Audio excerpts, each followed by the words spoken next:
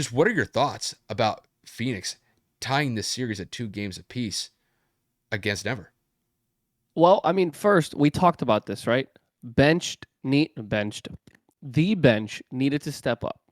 The bench needed to give more effective minutes. They needed to produce on the offensive side. They also needed to produce to make up for Chris Paul's lack of his presence. Shamit stepped up today. Obviously, Terrence Ross only scored 9, but those were critical buckets at specific times of the game. And when you just look at how Phoenix was able to respond to Jokic's 53, which, by the way, Kyle, I think this puts to bed your discussion earlier this year. If Denver were to fall, it ain't because of Jokic. It has nothing to do with Jokic's MVPs being hollow or meaningless. Obviously, he didn't end up winning this MVP, which that's neither here nor there. Um, the guy's busting his ass, right? I think only him and Wilt Chamberlain are the only players at the center position to score 50 plus points in a playoff game. That's some elite company. Not to mention he had a double double in assists, not rebounds, assists, and they still lost this game. And then you go and you actually look at the box score as a unit, and you have Jamal Murray going for 28, but everybody else was non-existent. The bench has a combined total of 11 points, with Jeff Green going for 5, Bruce Brown going for 5, and whoever this Braun guy is, 1. I think that's the guy they drafted from Kansas. 11 points, and then the guy that I'm going to destroy right now, but I'll savor that for the last point. Kadavius Caldwell Pope isn't somebody that's going to go out there and score. He's supposed to, 3 and D kind of guy. He had 10 points. Aaron Gordon, not an offensively sound guy. Again, he was given 10 shots. He made 5 of them. He had 11 points, 6 rebounds. Again, not somebody you would expect to go out there and give you 20, 25 points. I would hope for a little bit more from him because he's played pretty solid this postseason, but he has drawn the assignment of guarding Kevin Durant for the majority of this series, so that does wear everybody down. This man right here, Michael Porter Jr., he's the problem to me. He's the issue. 6'10", highly coveted draft pick, a guy that slipped because of his issues in his health, has missed multiple seasons, has had multiple surgeries, and is making upwards of $30 to $35 million a year. I actually pulled up NBA players that are within that salary range within his bracket because it's broken into different brackets, right?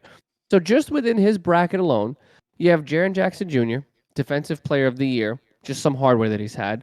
Gordon Hayward, overpaid, neither here nor there. Bam Adebayo, somebody who's made it to the finals, somebody who has made multiple All-Star games. You have Donovan Mitchell, arguably the best shooting guard in the NBA. Then Michael Porter Jr. hasn't really done anything. DeAndre Ayton, been to the finals, All-Star, All-Pro, whatever the hell. Then you got Shai, SGA in Oklahoma City, one of the best guards in the NBA. D'Angelo Russell, revitalizing his career in Los Angeles. Jamal Murray, one of the best point guards when healthy in the NBA. And Brandon Ingram, arguably one of the more talented up-and-coming threes in the NBA. Michael Porter Jr. is not on their level. He's not on any of their levels. He got a contract when Luka Doncic got a contract. He's making over $200 million over the course of the 5 years or 6 years, whatever Supermax contract he signed. On what planet does Michael Porter Jr. deserve that contract?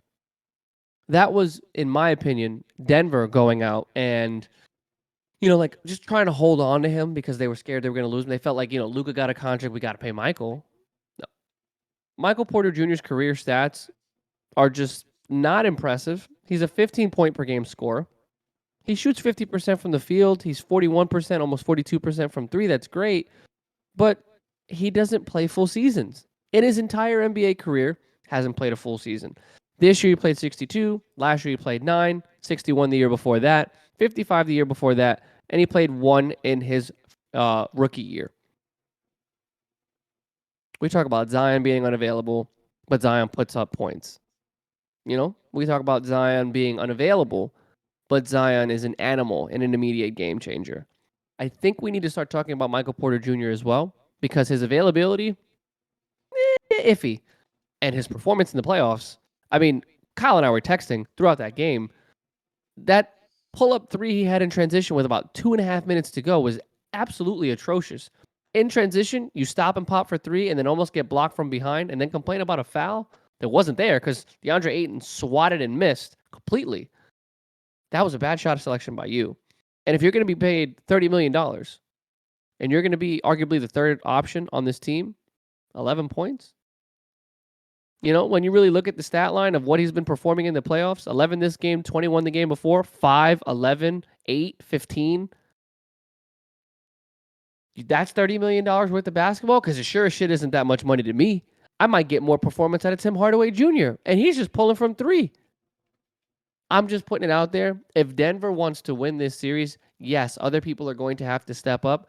But Michael Porter Jr. is making one hell of a bag to get some cardio out there. And the fact that Mike Malone is out here giving him these green lights to pull up whenever he wants, it's out of pocket to me. And I think that Michael Porter Jr. needs to be held accountable for it. This is going back to Denver. The series is tied 2-2. I'm giving all the credit in the world to Kevin Durant. Devin Booker's been on one, absolutely incredible. Landry Shamet is the savior of this game because he knocked down almost every single shot in the fourth quarter when given the opportunity. But when you talk about losing Chris Paul, DeAndre Ayton not really showing up on a religious basis, Kevin Durant and Devin Booker have answered the call. They score over 80 points combined, and I believe they gave us a statistic at the end of this game. In the last 2 games combined, Devin Booker is shooting 79% from the field. The rim is this big for Devin. He sees no laps. He sees absolutely nothing but a ginormous bucket because that's what Devin is. He is a walking bucket this series, and he needs to be stopped. But until Denver figures out a solution or gets Jokic some help, this series can find a way to turn around because I believe the momentum has 100% shifted to the Phoenix Suns. Yeah, this was something that, to be quite honest with you guys, I did not see Phoenix tying this series 2 games apiece. I think if I remember correctly, I think I discussed the possibility of Phoenix winning game 3, but I saw that Denver was going to win game 4 and then kick it back to Denver for game 5, up 3-1. That didn't happen. And it was simply just because Dev, KD, and their bench showed up. And that's been huge. Obviously, I think when it comes to not having Chris Paul, they're going to have to get those points and contributions elsewhere on the team. And it came in the form of Landry Shamet and Terrence Ross. When you look back to, I think it was game 2, they scored 4 points off of their bench. It was atrocious. You're not going to be able to win basketball games that way. KD and Dev, they could drop you 90 points combined between the two of them. If you're getting 4 points from your bench, you're not winning basketball games. I don't care.